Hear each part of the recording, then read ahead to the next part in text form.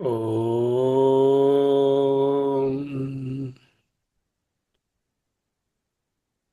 ఓం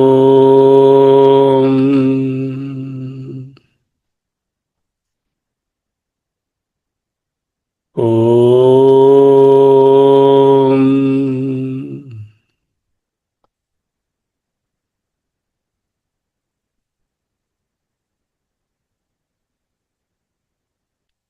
స్థిర సుఖమాసనం.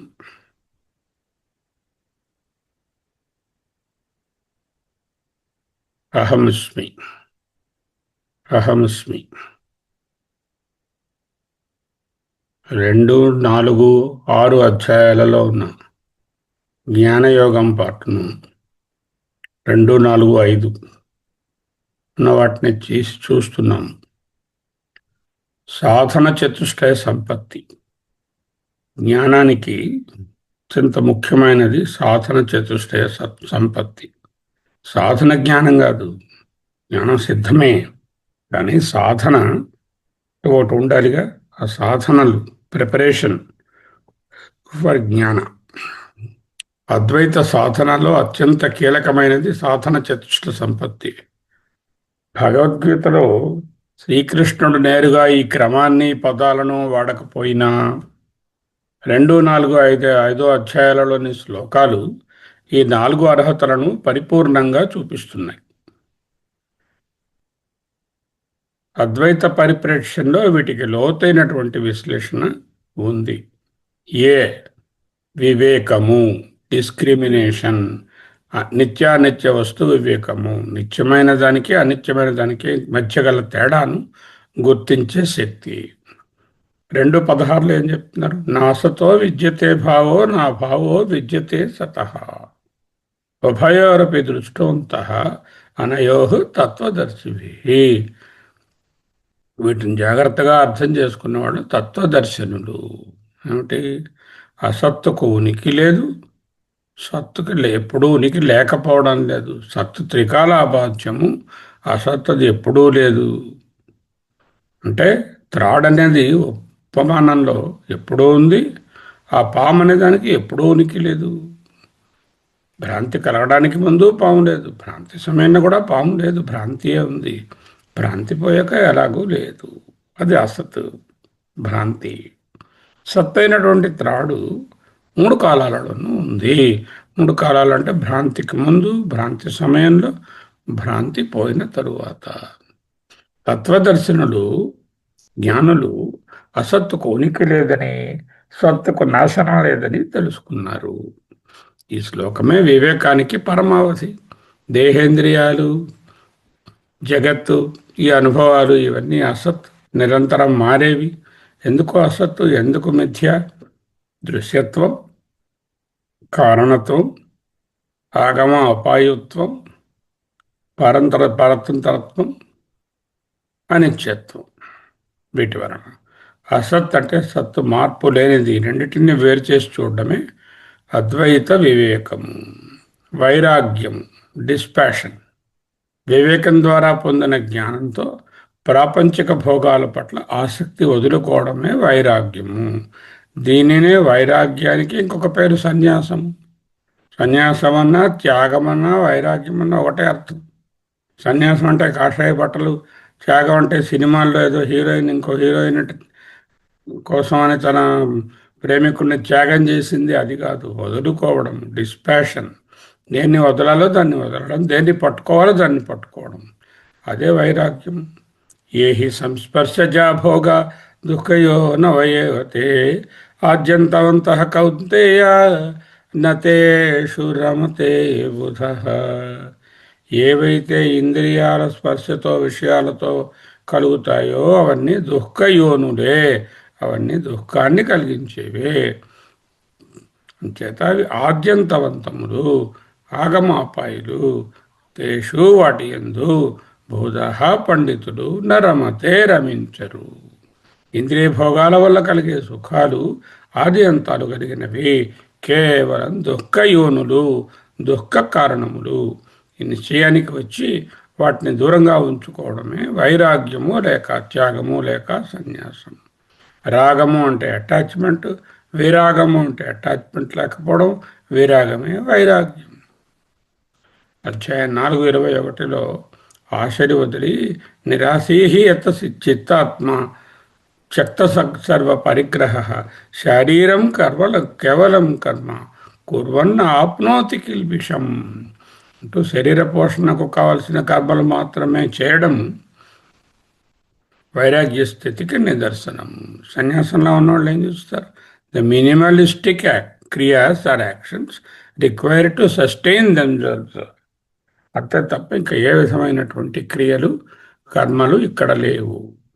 మూడవది ఏమిటి? సమాధి షట్క సంపత్తి. 6 అరిషడ్ వర్గాలు అవి పోవాలి, 6 షట్ సంపత్తి అవి రావాలి. మనస్సును ఇంద్రియాలను నియంత్రించే 6 రకాల సంపదలే జ్ఞానోదయానికి మనస్సును సంసిద్ధం చేస్తాయి.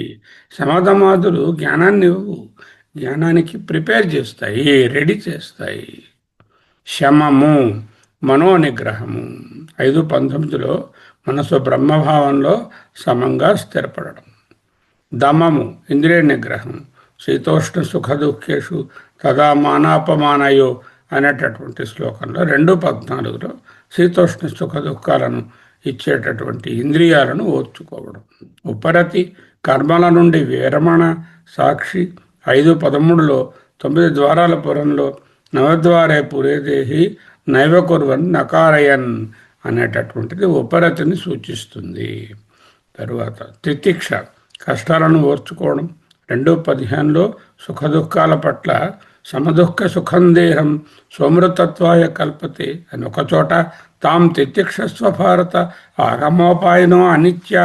ఇవి ఆగమోపాయాలు, వాటిని ఓర్చుకో అంటే తితిక్ష అనేదాన్ని అక్కడ చూపించారు. శ్రద్ధ, గురువు శాస్త్రవాక్యాలపై అత్యంతమైన నమ్మకము. శ్రద్ధావాన్ లభతే జ్ఞానం, జ్ఞానాన్ని లబ్ధ్వా పరాం శాంతిం అచిరేణ అధిగచ్చతి. శ్రద్ధ ఉన్నవాడే జ్ఞానాన్ని పొందుతాడు అనేటటువంటిది శ్రద్ధ గురించి చెప్పారు. సమాధానము, చిత్త ఏకాగ్రత, focus on the reality, on the truth. ఆత్మను అవ్యక్తంగా, అచింత్యంగా, నిశ్చల బుద్ధితో ధ్యానించడం. అవ్యక్తోయం అచింత్యోయం అవికార్యోయం ఉచ్యతే తస్మాధ్యయనం విదిత్వైనం నాను శోచితుమర్హసి అనేటటువంటిది సమాధానం. ఈ విధంగా గీతలో భగవానుని చేత ఈ పదములు నేరుగా ప్రయోగింపబడి ఇదిగో 6 లక్షణాలు, 4 సాధన చతుష్టయము, అందులో 3వదైనటువంటి సమాధి షట్క సంపత్తిలో 6 ఉన్నాయని హెడ్డింగ్ పెట్టి వరాసగా శ్లోకాలు వ్రాయలేదు. కానీ అవి అంతర్లీనంగా రకరకాల శ్లోకాలలో చొప్పించారు. ముముక్షుత్వం, ది లాంగింగ్ ఫర్ లిబరేషన్, సంసార బంధం నుండి విముక్తి పొంది బ్రహ్మభావంతో ఐక్యమవ్వాలనేటటువంటి తీవ్రమైన వేదన లేక పట్టుదల ఏదైతే ఉందో దానినే ముముక్షుత్వం అంటాము. ఓకే.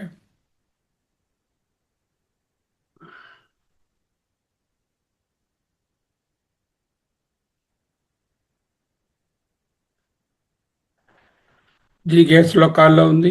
5:24 నుంచి 26 వరకు. యో అంతఃసుఖ అంతరారామ తథా అంతర్జ్యోతిరేవయ సయోగి బ్రహ్మ నిర్వాణం బ్రహ్మభూతో అధిగచ్చతి. ఎవడైతే తన లోపల ఆనందాన్ని, తన లోపలే కాంతిని వెతుక్కుంటాడో, అంతర్ముఖుడై ఉంటాడో, ఆవృత్త చక్షు అమృతత్వమిచ్చన్ అనే ఉపనిషత్తులో చెప్పిన మాటనే ఇక్కడ అంతఃసుఖ అంతరారామ అంతర్జ్యోతి అన్నారు. అదే ఆవృత్త చక్షు అంటే టర్న్డ్ ఇన్వర్డ్. అతడే బ్రహ్మ నిర్వాణాన్ని పొందుతాడు. నిర్వాణమన్న మోక్షమన్న ఒకటే అర్థం. ఇంకా యజ్ఞభావనతో చేయండి అన్నీ అంటూ కూడా జ్ఞానయజ్ఞంలో ఆహుతి ఇచ్చేటటువంటివి ఏమిటుంటాయి? అక్కడ ఏ ఆహుతులు ఉండవు. బ్రహ్మార్పణం, బ్రహ్మహవి, బ్రహ్మగ్నౌ, బ్రహ్మనాహుతం, బ్రహ్మైవతేన గంతవ్యం, బ్రహ్మకర్మ సమాధిని. అక్కడేమి ఆహుతి లేదు, ఇచ్చేవాడు వేరే లేడు, ఇచ్చేటటువంటి అగ్ని లేదు, ఫిజికల్గా ఏది అక్కడ హోమం జరగడం లేదు. అంతా బ్రహ్మ అంటే జ్ఞానం, జ్ఞానమే ఆహుతిగా ఉన్నది. అది రిమెంబర్, యజ్ఞం is devoted and dedicated work. అద్వైత సమన్వయం లోతైన విశ్లేషణ. అంటే ఇప్పటివరకు ఏం చేసాం? వీ హ్యావ్ సీన్ ది వివేక వైరాగ్య షట్సంపత్తి ముముక్షుత్వాలు. ఇవన్నీ ఒక సమ్మరీగా చూస్తే వివేకం ద్వారా నేను ఎవరు అనే ప్రశ్న ఉదయిస్తుంది 2:12. వైరాగ్యం ద్వారా బయటికి వెతికే అలవాటు తప్పుతుంది, అంతర్ముఖం అవుతాము 5:22. షట్సంపత్తి ద్వారా మనసు యుద్ధక్షేత్రంలా కాక ప్రశాంతమైనటువంటి సరోవరంలా ఉంటుంది. మనసు ఎలా ఉంటుంది? ఫిష్ మార్కెట్లో గోలలాగా, అలాగ మాల్లో ఉన్న గోలలాగా ఆ గోల ఉంటూనే ఉంటుంది. హెచ్చుతగ్గులు, ఆ హెచ్చుతగ్గులను సమత్వం చేసుకోవడం, ఈ దైనందినమైనటువంటి జీవితంలో ఉండే కార్యకలాపాలను బాగా తగ్గించుకొని మినిమలిస్టిక్గా వాటితో గడుపుకుంటూ ప్రశాంతమైన సరోవరంలో ఉంచుకొని అంతర్ముఖంగా మారడమే జ్ఞానము. ఇంకా మనము ఈ వయసులో కూడా ఇంత శ్రవణ మననాలు చేస్తున్నా కూడా ఇంకా ఈ అలజడులలో ఉంటాము, ద్వైతంలో ఉంటాము. ద్వైతం రాగద్వేషాలను పురికొల్పుతుంది కదా. ద్వైతంలో స్పర్ధ, అసూయ ఇటువంటివి తావు చేసుకుంటాయి కదా. ఏకత్వంలోకి మళ్ళకుండా ఉంటే ఏమి ప్రయోజనము అని ఆలోచించుకోవాలి. ముముక్షుత్వం ఆ మనసును పరమాత్మలో లీనం చేస్తుంది. Point number 4. ఈ స్థితిలో ఉన్న సాధకుడికి 4వ అధ్యాయంలో చెప్పినటువంటి జ్ఞానాగ్ని, there is no physical fire there, జ్ఞానమే అగ్ని సులభంగా ప్రాప్తిస్తుంది. అప్పుడు నేను బ్రహ్మమును, అహం బ్రహ్మాస్మి అనే అనుభూతి కలుగుతుంది. ఇక్కడ జ్ఞానం అంటే చదవడం కాదు, అజ్ఞానం అనే పొరను చింపి సత్యాన్ని చూడడం. ఇంకొంచెం సునిశ్చితమైన పరిశీలన, అద్వైత వేదాంతంలో అహంకారం అంటే కేవలం గర్వం కాదు. కొంతమంది ఉంటారు చాలా ఈగోయిస్టిక్గా గర్వంగా, అది కాదు అహంకారం అంటే. అహంకారం అనేది ఒక అధ్యాస, ఒక దానిని చూసి అది ఇంకేదో అనుకోవడం, ఆత్మ కానిదానిని ఆత్మ అనుకోవడం, తస్మిన్ తద్బుద్ధి అంటారు. అదే నిజమైనటువంటి అహంకారము. నిజమైన అహం ఏమిటి? అహమస్మి, సాక్షి చైతన్యం. మనం అనుకుంటున్నది ఏమిటి? శరీరాన్ని చూసి ఇదే నేను అనుకుంటున్నాను, అదే తస్మిన్ తద్బుద్ధి. ఈ అహంకారాన్ని జ్ఞానాగ్ని ఎలా భస్మం చేస్తుందో కొన్ని శ్లోకాల ఆధారంగా చూద్దాం. అహంకారం అంటే ఏమిటి? False ID, wrong ID card పట్టుకొని వెళ్ళిపోయినట్టు అనమాట. మిథ్యా గుర్తింపు కార్డు అది. అద్వైతం ప్రకారం అహంకారం అనేది ఒక ముడి. అహం ఇదం, నేను ఇది అనేటటువంటి భావన, అదే గ్రంథి. గ్రంథి లేక ముడి. ఇది చేతనమైన ఆత్మను జడమైన శరీరంతో ముడేస్తుంది. చేతనమైన చైతన్యం ఏది? నా ఆత్మ. శరీరాలు ఏమిటి? జడము. ఈ జడము చేతనము ఈ రెండిటికి ముడిపెట్టితే ఆ ముడి చిజ్జడ గ్రంథి అంటారు. ఇదే ముడి లేక గ్రంథి.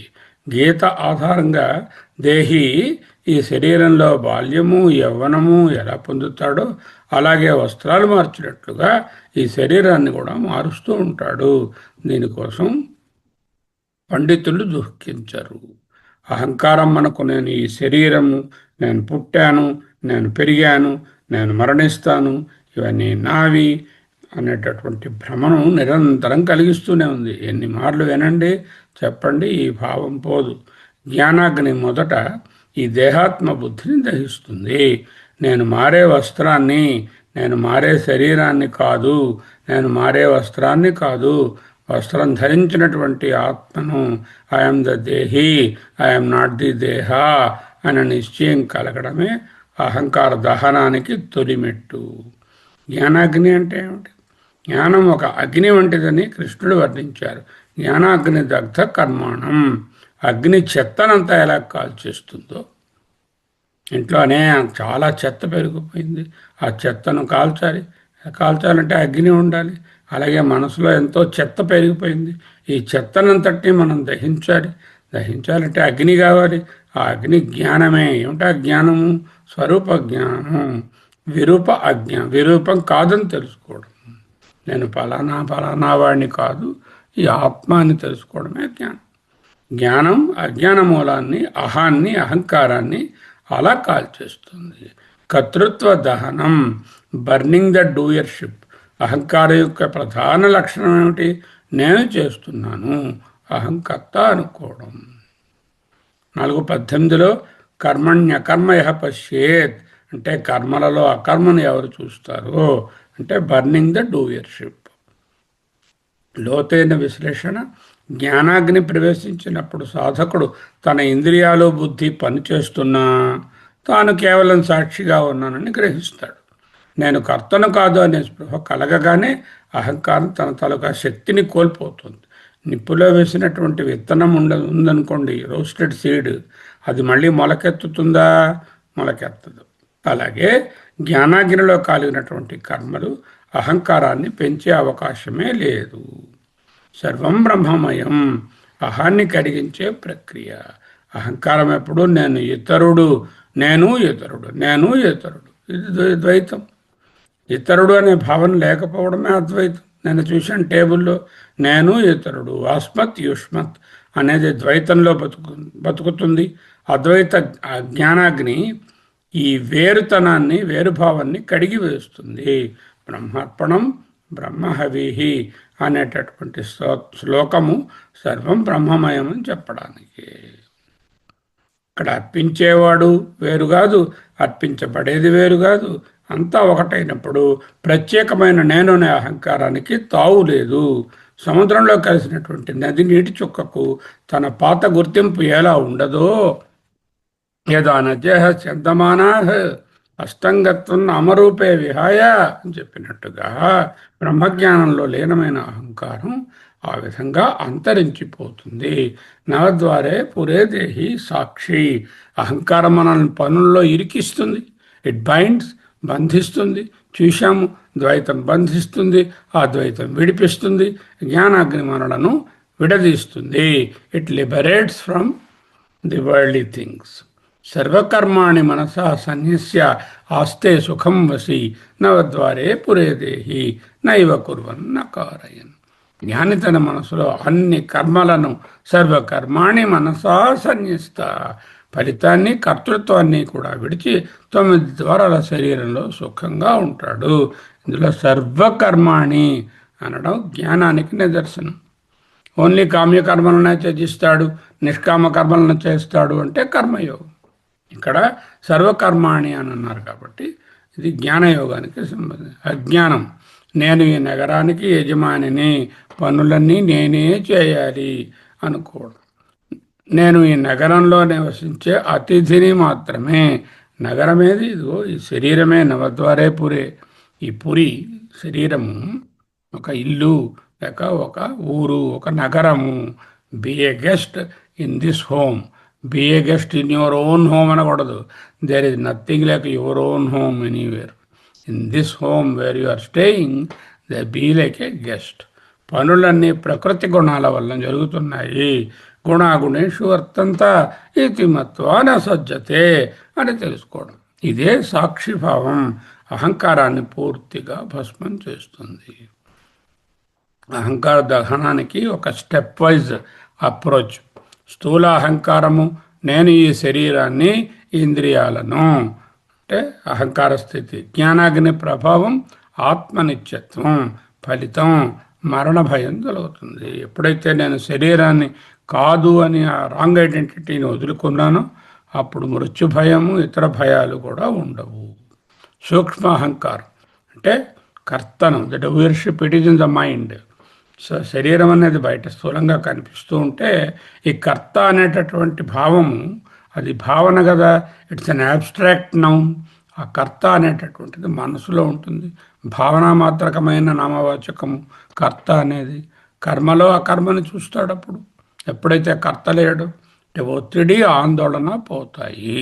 కారణ అహంకారం, నేను వేరు, దైవం వేరు అనేటటువంటిది కారణ అహంకారం.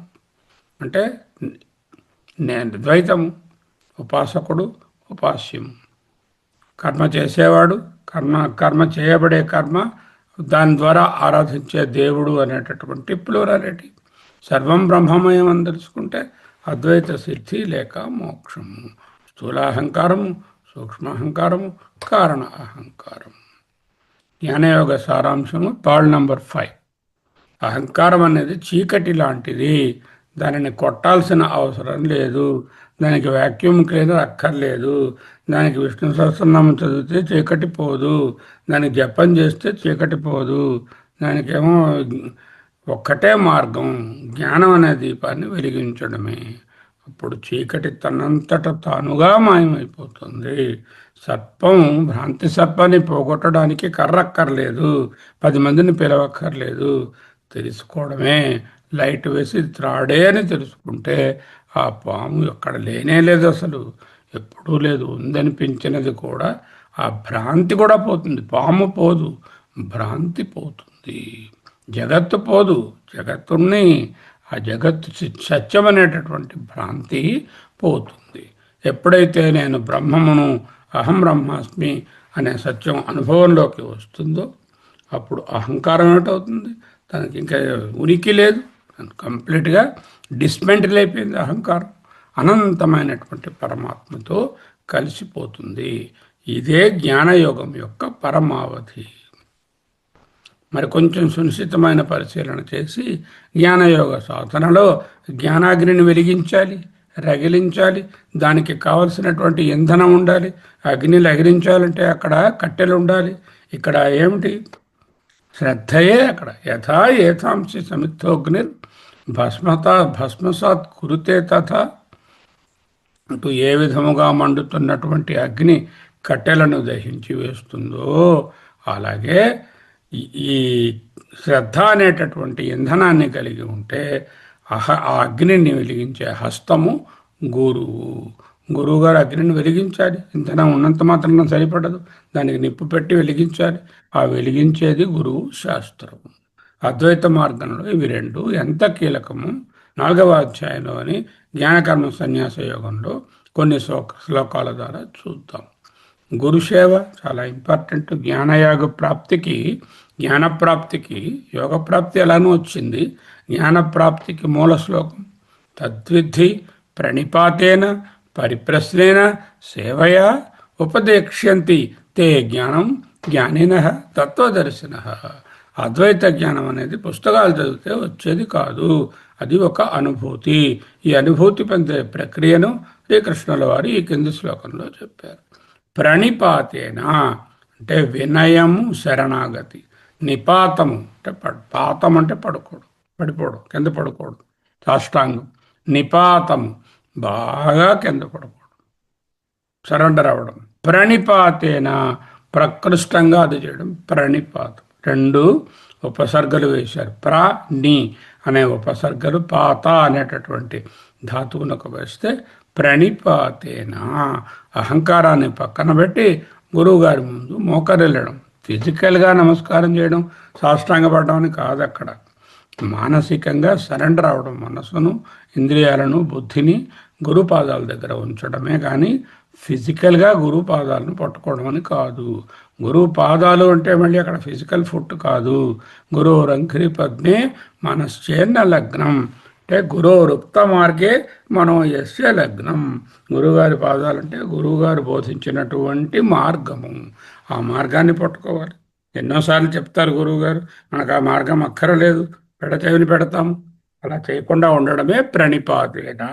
Not physical surrender, it is mental surrender. నాకు తెలుసు అనే భావన ప్రిజుడిస్ ఉందే, అది క్రొత్త జ్ఞానాన్ని ప్రవేశించనియ్యదు. ఏదైనా ఒక పాత్రలో నీరు పోయాలి, వస్తువు పెట్టాలి అంటే ఆ పాత్ర ఖాళీగా ఉండాలి కదా. మొదట పాత్ర ఫుల్గా నింపేసుకొని పూర్వాగ్రహంతో, ప్రిజుడిసిస్తో నాకు అన్నీ తెలుసు, నేను అన్నీ చదివేశాను, గురుగారికి ఏం తెలీదు, ఆయన ఏం చెప్పినా నాకేమీ సరిగ్గా కనపట్టడం లేదు, వినపట్టడం లేదు, తెలియటం లేదు, ఇంకా పాత్ర ఖాళీ లేదు, ఇంకే నింపుకుంటావు నువ్వు?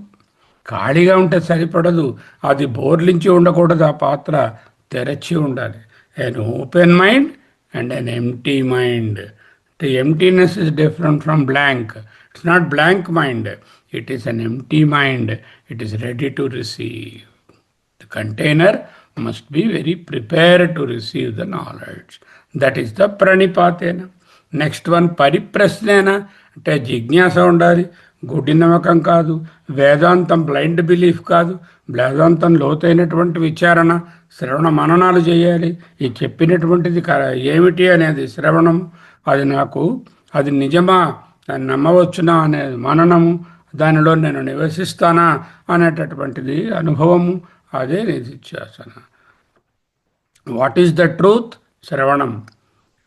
Is it the real truth? మననం.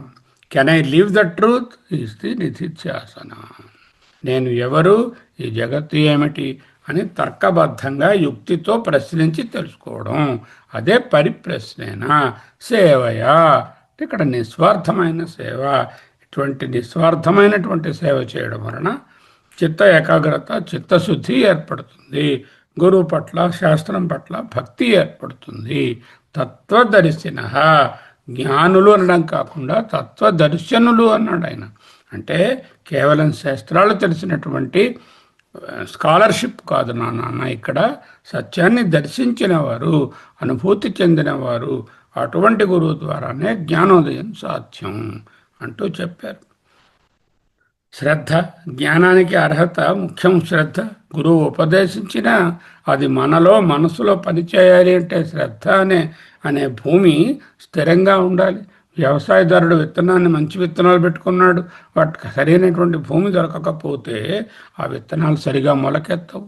శ్రద్ధావాన్ లభతే జ్ఞానం తత్పర సంయతేంద్రియ జ్ఞానం లబ్ధ్వా పరాం శాంతిం అచిరేణ అధిగచ్చతి. శ్రద్ధావాన్ అంటే అద్వైత శ్రద్ధలో శ్రద్ధ అంటే గురువు వాక్యం మీద, శాస్త్రం మీద మరియు నీ ఆత్మతత్వం మీద అచంచలమైన విశ్వాసము. నేను బ్రహ్మమును అనే మహావాక్యాన్ని గట్టిగా నమ్మగలిగే శక్తినే శ్రద్ధ అంటారు. తత్పరః ఏకాగ్రత, జ్ఞానమే పరమ లక్ష్యము, మిగతావేవి నాకు లక్ష్యాలే కావు. సంయతేంద్రియ, ఇంద్రియ నిగ్రహం. సమ్యక్ యత ఇంద్రియ. యత అంటే నియంత్రించుకోవడం, నియంత్రించినటువంటి సమ్యక్ ఇంద్రియాలు, సమ్యక్ నియంత్రణ. ఇంద్రియాలు బయట సుఖాల కోసం పరిగెడుతూ ఉంటే జ్ఞానం లోపల నిలవదు. అందుకే ఇంద్రియ నిగ్రహం అవసరం. పరాంచికాని రుచణత్ స్వయంభూ పరాంగ పశ్యతి నా అంతరాత్మ కశ్చిద్ధీర ప్రత్యేగాత్మానమైక్షత్ ఆవృత చక్షు అమృతత్వమిచ్చన్. ఫలితం జ్ఞానం పొందిన వెంటనే అచిరేణ శాంతిం అధిగచ్చతి. శాంతి అంటే ఏమిటి? శివం శాంతం అద్వైతం చతుర్థం అన్యంతే, అదే పరబ్రహ్మ. సంశయాత్మ వినశ్యతి అంటే శ్రద్ధ లేనివాడు ఎలా నష్టపోతాడో, అజ్ఞశ్చ అశ్రద్ధతానశ్చ సంశయాత్మ వినశ్యతి. అజ్ఞానం ఉంటే జ్ఞానం పొందవచ్చు, కానీ సంశయం ఉంటే మాత్రం సాధన కుదరదు. అజ్ఞానం గురువుగారి దగ్గరికి వెళ్తే జ్ఞానం ఇస్తారు, కొంత శ్రవణ మననాలు చేయిస్తారు, కానీ శ్రద్ధ లేకపోతే, సంశయం ఉంటే తీర్చుకోలేము, దానివలన ముందుకు పోలేము. జ్ఞానయోగ విశ్లేషణలో రెండిటికి ప్రాముఖ్యత కలిగింది. ఒకటేమిటి? అహంకారానికి గురువుగారు వీరుడు, బుద్ధికి శ్రద్ధ వెలుగు, జ్ఞానాగ్ని ప్రజ్వలనం. సో జ్ఞానాగ్ని సారాంశం ఏమిటి? జ్ఞానయోగ పరిపూర్ణత, ఆత్మ సత్యాన్ని తెలిపింది వివేకం. ఆ జ్ఞానాన్ని పొందే మార్గాన్ని గురుసేవ, శ్రద్ధ, దాని ఫలితాన్ని జ్ఞానాగ్నిని వివరించింది 4వ అధ్యాయం. 5వ అధ్యాయం ఆ జ్ఞానంలో స్థిరపడిన వాడి స్థితిని, సాక్షిభావాన్ని, సమదృష్టిని బోధించింది. వివేకం, వైరాగ్యం, షట్సంపత్తులతో సిద్ధమైనటువంటి సాధకుడు గురువుని ఆశ్రయించి శ్రద్ధతో ఉపదేశాన్ని పొందితే అహంకారం భస్మమై బ్రహ్మ నిర్వాణం రుచ్యతి, బ్రహ్మ నిర్వాణాన్ని పొందుతాడు, బ్రహ్మ నిర్వాణం సిద్ధిస్తుంది. ఓం తత్సత్. ఇంతటితో జ్ఞానయోగ విశ్లేషణ ముగిసినది.